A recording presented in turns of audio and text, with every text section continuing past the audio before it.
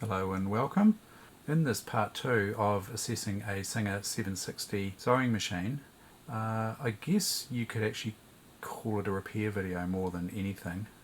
While assessing this machine here, this is the 760 from the assessment video, I found a few problems, and I've got this machine here, which is the one that was featured in the maintenance video. I'm going to use to compare the two machines because I had a part fall out of this machine here when I was trying out the buttonhole feature. This part just fell out. Also, the buttonhole feature on this unit has got an issue, so we'll take a wee look at that. And also the stitch dial selection issue that you would have seen in the assessment video. I've already repaired the play in the hook area to get rid of a rattle, and also the motor tensioner block has been replaced to also get rid of another rattle. So, you know, the machine's actually running quite well, except there's a couple of wee issues I need to go through. So while I was messing around with the buttonholing attachment, I had this part fall out, and I didn't quite know where it came from at the time, so I thought I'd compare with the other machine here, and I'm not sure if you can spot it or not, but this part here, you'll notice that on this machine this lever travels quite a long way, whereas this one doesn't, and that's because that's the stopper there. So that lives over here, and the reason it's popped out is because that screw's loose. I don't think it's going to be too difficult to replace, so I'm just going to slip that in behind the needle threader there. Just undo it a little bit more, just like that, and we'll get that tightened up. So I'll just go ahead and get that tightened up there. It's a shouldered screw, so we'll probably need to make sure that that needle threader is able to still move. Yep. Now that's one of the problems with the buttonhole mechanism on this machine. I've found another problem as well. I won't go too far into the inner workings of automatic buttonholes at this stage, because really this is just a assessment / repair video.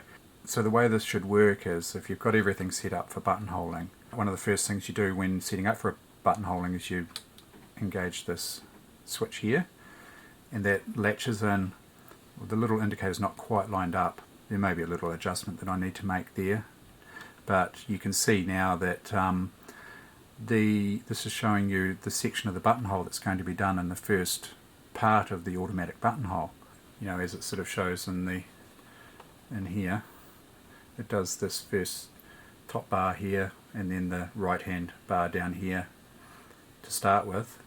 And if we have a look on the side of the machine, we have this bar down here.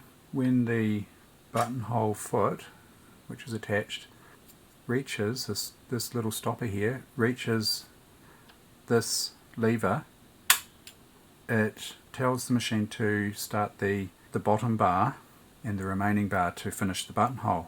So I'm pushing the lever, so it resets this to do the rest of the buttonhole, the bottom bar and this left hand return bar here to complete the buttonhole. And when you start a new buttonhole, you reset by just clicking that in, and the process just repeats itself, and you end up with consistent length buttonholes. But I have a problem with the other machine where this isn't working. So when I do that, if you have a close look here, this is what should happen. Like that. This bar here drops into that slot there, drops into the slot and latches there. And then when the the limit of the buttonhole is reached and the lever is actuated, this should happen. So that's the other end of the lever. That's the limiter for the buttonholer. That's what should happen. And this is what's happening on the machine that I just did the assessment on. When I go to push this here, you'll notice it doesn't latch in, and that's because this isn't latching. Now if I force that, well, I don't have to force it very hard, it latches. But it's not springing in there. It is springing back to here, and if I give it some momentum it will latch in, but if there's no momentum it won't latch. So I think that there is some more oiling to be done, and if we follow that, there's a shaft running through the same direction as my screwdriver there, and there's a couple of bearings, one there and there's another one on the other side, and I think that if we get some oil on there, that should free that up. So let's try that. Let's see whether a bit of oil will do the trick.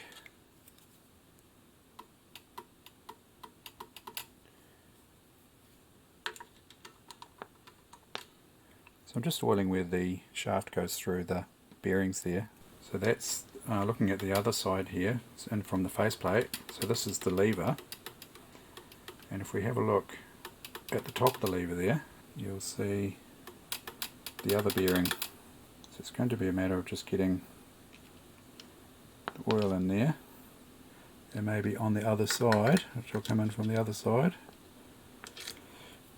oil both sides of each bearing. It might take a little while for that to soak through. Now let's see if this latches. No, still not. Might just need a bit of working in. Actually a wee tight spot there. Okay, figured it out. I thought that maybe it was catching, you know, on this part that I've just reinstalled. Then I thought, well, maybe, you know, I just had a look in from this angle here, and there wasn't any clearance between this surface here, you know, the surface of the chassis of the machine, if you like, the white surface, and the back of this lever here. So I thought that might have been just causing a little bit of friction there. So I just bent this sort of towards where I'm bending now, that way, just to get it out from rubbing on this area, and it's fixed it. So it's latching now. So I'll put this back on. Still working fine. Now getting to the problem with the selector here, the stitch selector, this touch and sew dial. So at the moment we're selected on zigzag, but it's actually stitching the basting stitch here, and you'll see that in the previous video, that happening, and that's a relatively easy fix. When I'm on this stitch here, it's actually sewing this stitch here, so the dial is off to the left, and we can't actually select this because the dial won't go far enough. It's at its stopper. You can see that it's kind of actually in between. If you look at how much play there is there, it's actually in between pattern stitches, around about there. And if you go to the other extreme, you can see that that's bobbin winding, that's straight stitching, so it's off to the side here, that's the blind hem stitch. So rather than what's in between the red lines being the stitch selected, it's the stitch to the left of the left hand line, red line.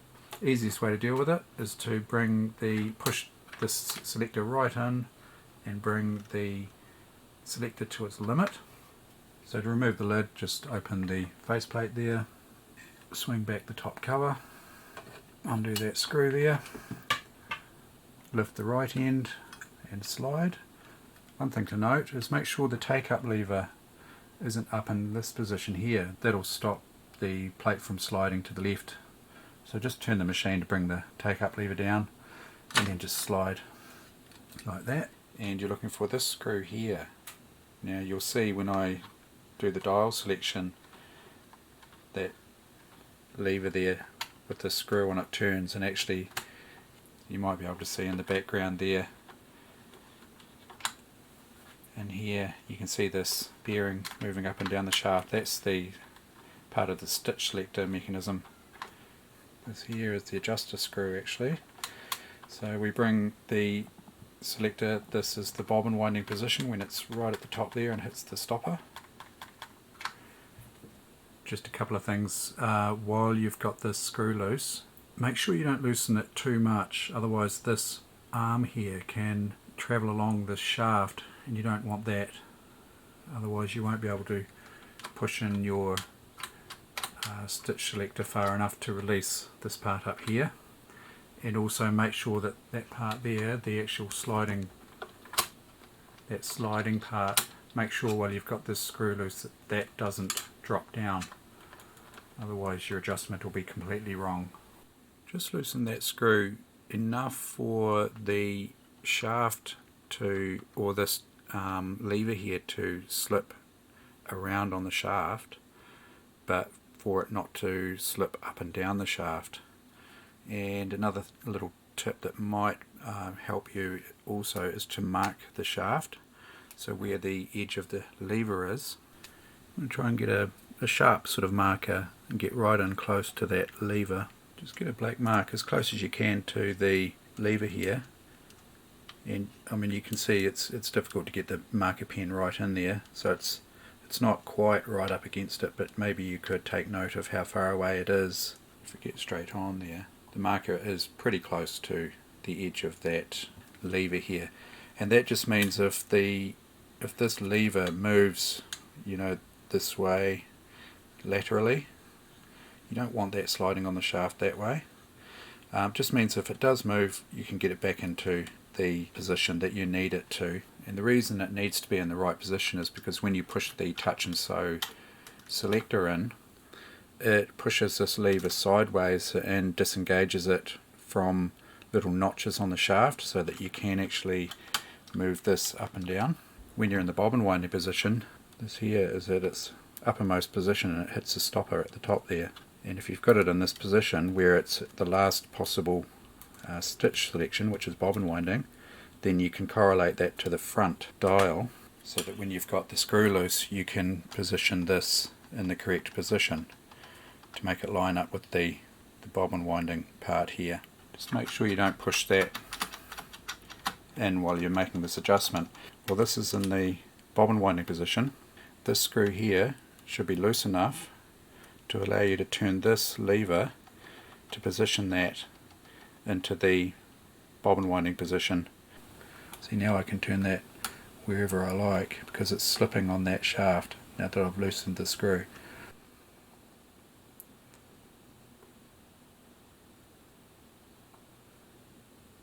And then once that's there, you tighten this, making sure that this hasn't moved sideways on the shaft and that that there also hasn't moved, which it shouldn't have if you haven't pressed this in. And now we should be fairly close anyway to being in the right place.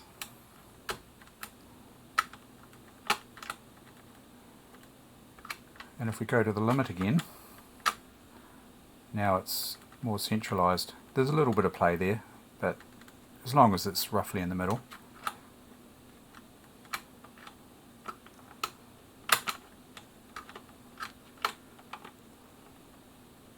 And if it's slightly out, you know, just do that adjustment again. I mean, probably move it to the right even a little bit more.